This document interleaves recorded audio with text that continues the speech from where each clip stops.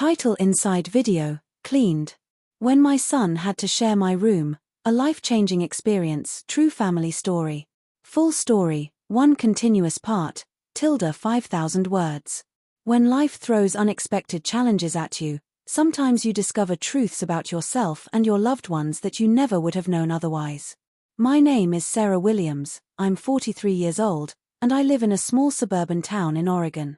This is a story about a difficult period in our lives, when my 19-year-old son Ethan and I had to share a small room due to circumstances beyond our control.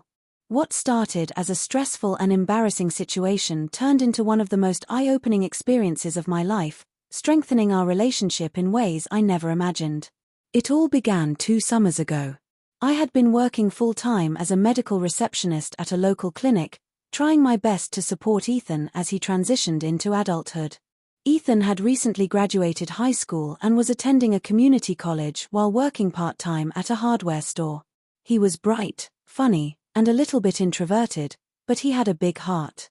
I always tried to give him his space to grow as a young man, but at the same time, I was still very much his mom. Everything turned upside down when our landlord decided to sell the apartment complex we had lived in for nearly 10 years. The new owners gave us a month's notice to vacate, and with skyrocketing rents in town, I simply couldn't afford a 2-bedroom place anymore. After weeks of searching, the only affordable option was a tiny 1-bedroom apartment on the edge of town. It was old, cramped, and nothing like the home we had built before, but it was all we could manage. I'll admit, I was embarrassed at first.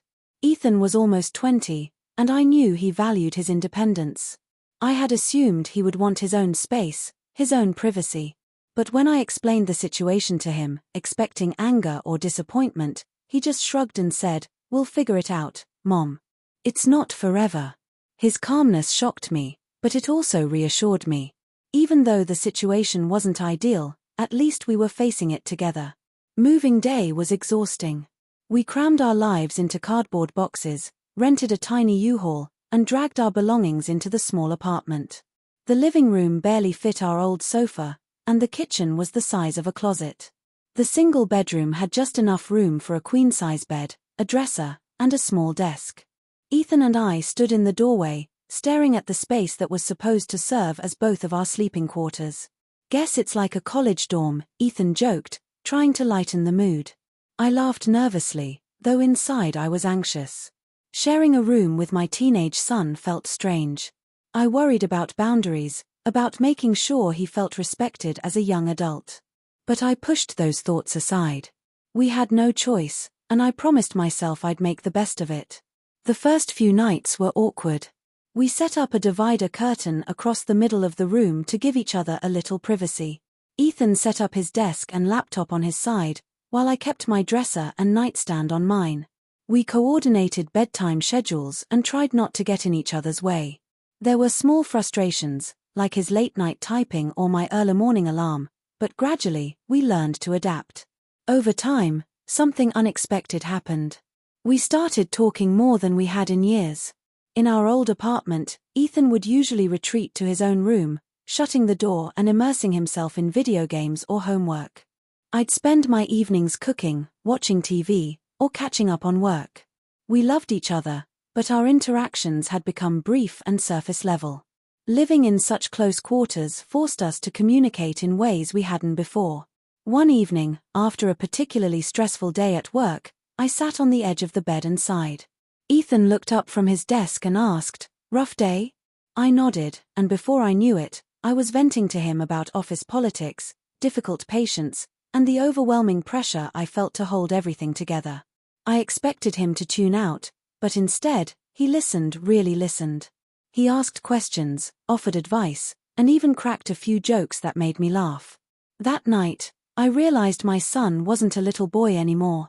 He was growing into a compassionate young man, someone I could lean on. Weeks turned into months, and our shared room became less of a burden and more of a bonding space. We developed a nightly ritual of sharing stories, sometimes about his classes, sometimes about my past, sometimes about silly memories from when he was a kid. Ethan confessed that he had always felt guilty for not helping more after his dad left us when he was 12. He worried that he had been a burden. My heart ached when I heard that, And I made sure to tell him that he was never a burden, that he was the reason I kept going during those tough years. There were moments of tension, of course. We argued over chores, about whose turn it was to do laundry, or when his friends came over and the tiny apartment felt even smaller. But even those conflicts taught us patience and compromise. I noticed Ethan becoming more responsible, taking initiative to help around the house, even cooking dinner sometimes when I came home late. The turning point came one cold winter night during a power outage. With no heat, no lights, and no Wi-Fi, we bundled up in blankets, lit candles, and sat together telling stories. I told him about my own college years, how I had big dreams that were put on hold when I became a young mom. He listened intently, and then he said something that brought tears to my eyes. "Mom, you sacrificed so much for me. I want to make sure it wasn't for nothing." I hugged him tightly, and in that moment, I realized the depth of our bond. Living in that small room wasn't a punishment, it was a gift. It gave us the chance to reconnect, to see each other not just as mother and son, but as two people navigating life together. By spring, Ethan saved enough money to move into a dorm closer to his college campus. The day he packed up his things, I felt a mix of pride and sadness. The room suddenly felt too big, too quiet. But instead of feeling lonely, I felt grateful. That cramped little apartment had given us some of the most meaningful months of our lives. Today, Ethan is thriving in school, studying engineering, and building a future for himself. We still talk every day, and whenever he visits, he jokes about our old room and how it was the best crash course in patience he ever had. Looking back, I wouldn't trade that experience for anything. It taught me that sometimes the hardest circumstances bring the greatest blessings, and that love and understanding can grow even in the smallest spaces. This is my story, a reminder that family isn't about the size of your home, but about the strength of your bond.